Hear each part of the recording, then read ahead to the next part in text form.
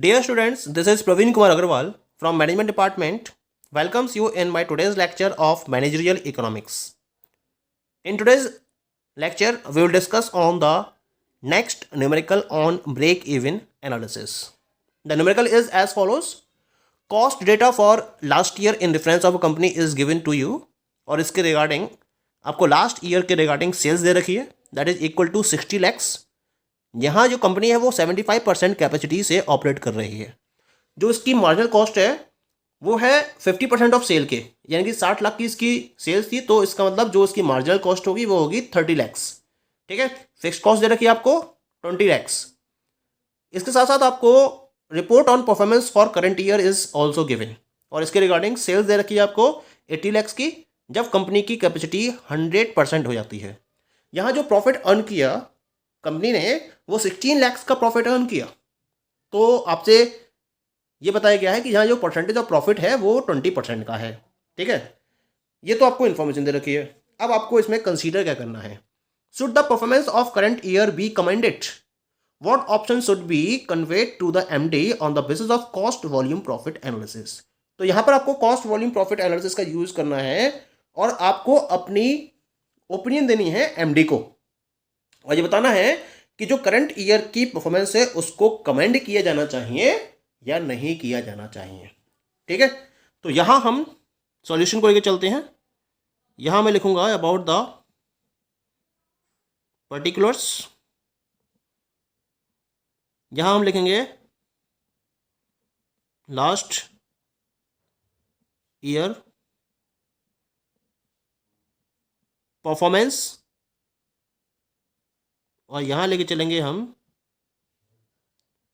Current year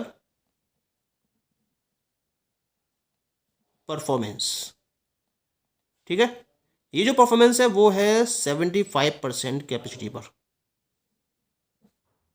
और यहां जो परफॉर्मेंस है वो है 100% कैपेसिटी पर। ठीक है, और इसके रिगार्डिंग हमें टोटल कैलकुलेशन को फॉलो करना है। सबसे पहले तो हमें दे रखी है सेल्स। सेल्स दे रखी है 75% कैपेसिटी पर that is given you equal to 60 lakhs और जब हम इसी को 100% पर निकालेंगे तो ये हो जाएगी 80 lakhs that is given to you कि जो 60% 75% कैपेसिटी पर है वो 60 लैक्स की और जो 100% कैपेसिटी पर है वो सेल है आपकी 80 लैक्स की। ठीक है, अब सेकंड पॉइंट है हमारे पास मार्जिन कॉस्ट। मार्जिन कॉस्ट कितनी है? ये है 50% ऑफ सेल। 60 लाख है तो यहां पर जो मार्जिन कॉस्ट हो जाएगी it will be equal to 30 lakhs इसकी आधी और 80 लाख की आधी रह जाएगी 40 लाख। ठीक है, तीसरा ये तो बात हो गई सेल्स की और मार्जिन कॉस्ट की। अब हम निकाल लेते हैं यहां पर कंट्रीब्यूशन को। कंट्रीब्यूशन कितना है आपका? इसका फॉर्मूला होता है sales margin minus margin cost. 60,000 में से 30,000 गया तो आपको वैल्यू मिल जाती है यहाँ पर 60 लाख में 30 लाख गया तो 30 लैक्स की वैल्यू यहाँ मिली आपको और यहाँ 80 लैक्स में से 40 लैक्स माइनस करेंगे तो आपके पास आ जाएगी वैल्यू इक्वल टू 40 लैक्स। ठीक है, ये तो आपने कैलकुलेट कर लिया कंट्रीब्यूशन।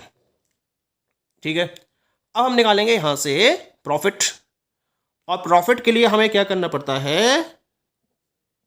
प्रॉफिट के लिए हमें कंट्रीब्यूशन में से फिक्स्ड कॉस्ट को माइनस करना होता है। ठीक है, अब यहां जो फिक्स्ड कॉस्ट है वो दे रखी है 20 लैक्स की तो 30 लैख माइनस 20 लैख आ जाएगा आपका दैट इज 10 लैख और 40 लैक्स का यहां आया है कंट्रीब्यूशन। इसमें से 20 लैख माइनस करोगे तो कितना आ जाएगा प्रॉफिट? यहां आ जाएगा 20 लैक्स का।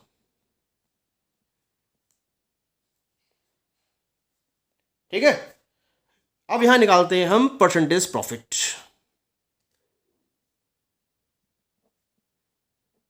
परसेंटेज प्रॉफिट अगर 75% कैपेसिटी से रन कर रही है तो परसेंटेज प्रॉफिट कितना आएगा सेल्स के कंपेरिजन में? 10 लाख अपॉन 60 लाख इंटू 100, ठीक है, 1/6 इंटू 100,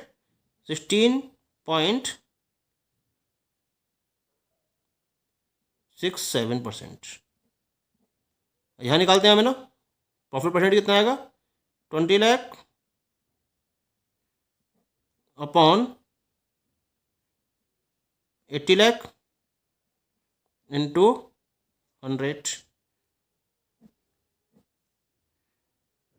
2 से आएगा 4 बार, कितना आ गया ये? 25%। तो यहाँ पर अगर करंट ईयर परफॉर्मेंस को फॉलो करती है तो उसको प्रॉफिट कितना काउंट करना चाहिए? 25% का प्रॉफिट होना चाहिए। लेकिन हमारे क्वेश्चन में यहाँ जो रिपोर्ट दे रखी है परफॉर्मेंस पर, उसके अकॉर्डिंग परसेंटेज ऑफ प्रॉफिट कितना आया निकल कर? 20% का। लेकिन आना कितना चाहिए? 25% का। इसका मतलब जो हमारी तरफ से रिकमेंडेशन दी जाएगी कि करंट ईयर की परफॉर्मेंस को फॉलो नहीं किया जाना चाहिए, यानी कि प्लांट को 100% कैपेसिटी से रन नहीं किया जाना चाहिए, क्योंकि जो परसेंटेज ऑफ प्रॉफिट है वो 25% आना चाहिए। लेकिन जो इन्फॉर्मेशन दे रखी है उसके अकॉर्डिंग हमारा जो प्रॉफिट परसेंटेज है वो 20% आ रहा है, ठीक है।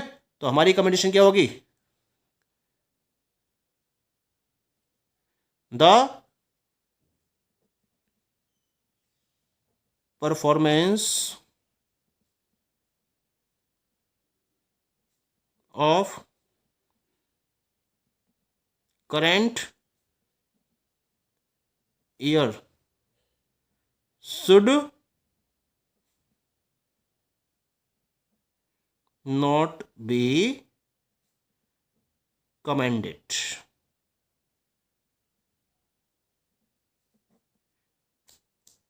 Clear? Now we will discuss upon the next question on break even analysis. क्या है question? The cost analysis of two products A and B is given below. यहां आपको पर्टिकुलर्स दे रखे हैं प्रोडक्ट ए और प्रोडक्ट बी के regarding. Material दे रखा है eight ₹2.5 per unit, total amount दे रखी है 25, प्रोडक्ट बी के रेफरेंस में 45, labour eight 1 per hour, product ए के रेफरेंस में 12 दे रखी है, और प्रोडक्ट बी के लिए लेबर को दे रखा है एट ₹1.5 पर आवर, और इसकी कॉस्ट दे रखी है ₹15। वेरिएबल ओवरहेड्स ए के रेफरेंस में 2 और बी के रेफरेंस में 5 दे रखे हैं। सेलिंग प्राइस ए के रेफरेंस में 70 और बी के रेफरेंस में 80 दे रखी है। तो आपको क्या फाइंड करना है? On the basis of above information which product would you recommend to be manufactured if labour is key factor and if material is key factor. तो आपको रिकमेंड करना है कि अगर लेबर की फैक्टर है तो किस प्रोडक्ट को मैन्युफैक्चर करना चाहिए, और अगर मटेरियल की फैक्टर है तब हमें किस पर्टिकुलर प्रोडक्ट को मैन्युफैक्चर करना चाहिए। तो पहले तो हम इस इंफॉर्मेशन के बेसिस पर सॉल्यूशन को फाइंड आउट करते हैं। इसके लिए कुछ इंफॉर्मेशन नोट करते हैं। यहां मैं नोट करूंगा पर्टिकुलर्स को, यहां नोट करेंगे हम प्रोडक्ट ए, और यहां नोट करेंगे हम प्रोडक्ट बी को, ठीक है। पहला पर्टिकुलर है यहां पर, that is selling price. Selling दे रखा है आपको यहां पर ₹70 ए के रेफरेंस में और ₹80 बी के रेफरेंस में दे रखी है। दूसरी, हम इसके डिफरेंट कॉस्ट को काउंट करेंगे। पहले हम बात करेंगे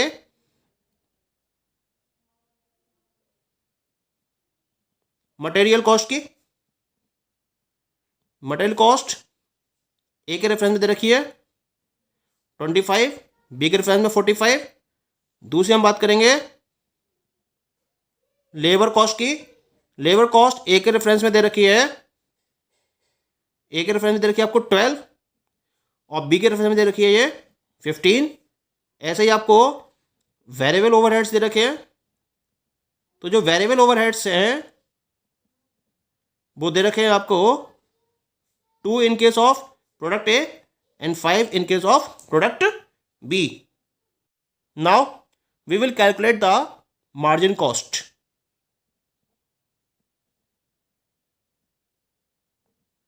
तो मार्जिनल कॉस्ट को कैलकुलेट करने के लिए हमें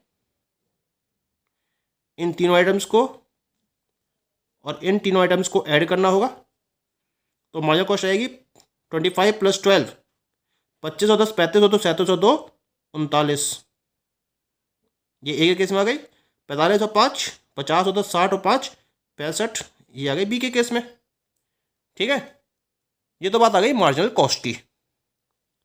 अब क्या करना है हमें? अब हमें निकालना है यहां पर कंट्रीब्यूशन. तो पहले बात करते हैं ए के रेफरेंस में. अब निकालेंगे यहां पे हम कंट्रीब्यूशन.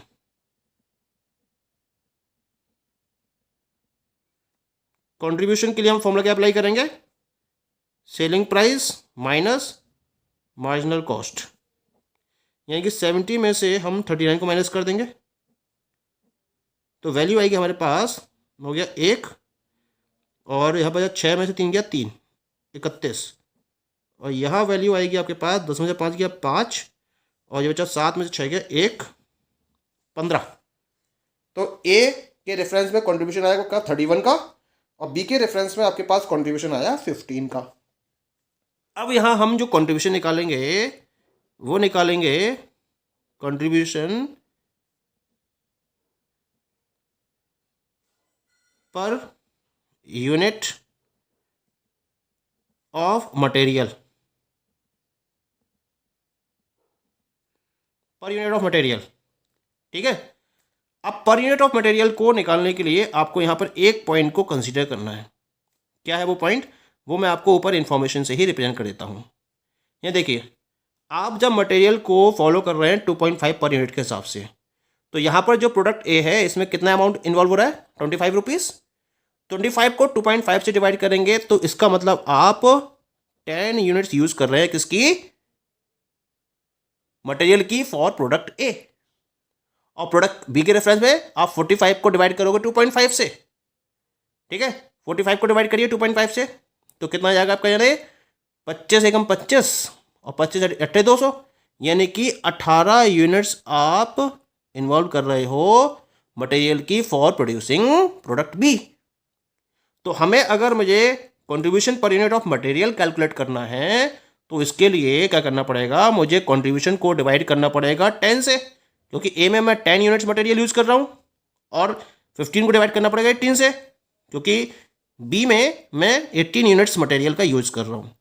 ठीक है, तो डिवाइड कर दीजिए 31/10. कितना आ गया ये? 3.1.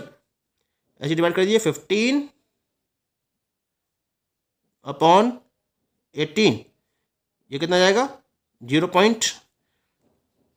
18 5 90 8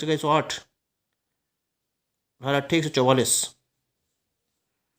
ठीक है, ये 44 6 150, 18 54, 0.83 आया. ठीक है, ऐसे ही हम निकालते हैं कंट्रीब्यूशन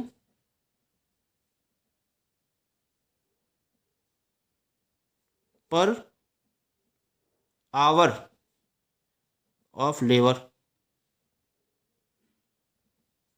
अब इसके लिए हमें पहले लेबर की क्वांटिटी को काउंट करना पड़ेगा, क्योंकि क्वांटिटी तो देने रखी है मुझे केवल कॉस्ट दे रखी है. यहाँ देखते हैं ए के रेफरेंस में लेबर है ₹1 पर आवर के हिसाब से, तो 12 आवर्स यूज किए गए. तो यहाँ पर 12 लेबर को यूज किया गया, 12/1. यहाँ देखते हैं लेबर की कॉस्ट कितनी है? 1.5 पर आवर, और टोटल अमाउंट कितना खर्च किया गया? 15. तो यहाँ पर जो लेबर यूज की गई वो कितनी यूज करी हुई है? 15/1.5, और 15/1.5 कितना जाएगा? It will be equal to 10. तो इसका मतलब 12 यूनिट्स लेबर की यूज की गई है प्रोडक्ट ए में, और 10 यूनिट्स लेबर की यूज की गई है प्रोडक्ट बी में. अब हमें क्या करना है? कंट्रीब्यूशन को 12 से डिवाइड करना है in difference of product A, और 10 से डिवाइड करना है in difference of product B. तो हमारा contribution per hour of labour निकल कर आ जाएगा. तो यहाँ हम कैलकुलेशन करते हैं. 31 इज डिवाइडेड बाय 12, ठीक है। वैल्यू जाएगी आपके पास 12 दूनी 24, 24 और 7 31 70,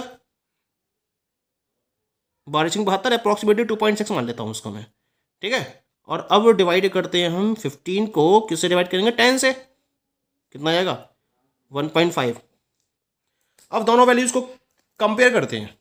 यहाँ 3.1 और 0.83 में 0.31 ज़्यादा है, और 2.6 से और 1.5 में 2.6 ज़्यादा है। तो चाहे हम लेबर को की फैक्टर माने या फिर मटेरियल को की फैक्टर माने, हमें क्या करना होगा, प्रोडक्ट ए ही मैन्युफैक्चर करना होगा, क्योंकि प्रोडक्ट ए के रेफरेंस में दोनों ही वैल्यूज ज़्यादा हैं। तो कंक्लूजन क्या निकल के आएगा, कंक्लूजन होगा weather labour is key factor और material is key factor, material is key factor, product A should be manufactured. Product A should be manufactured. Okay, so this is the solution in regard of this particular problem. Okay, thank you.